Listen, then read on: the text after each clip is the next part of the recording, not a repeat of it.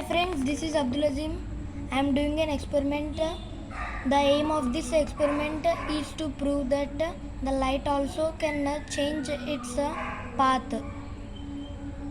For this experiment, take a bottle with a hole and fill it with water.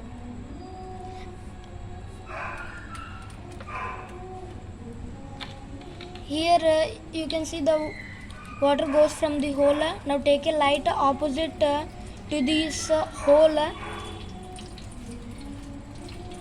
Now you can see the light is falling on my hand through the water flowing. But normally the light passes through the bottle straightly. It does not change its path.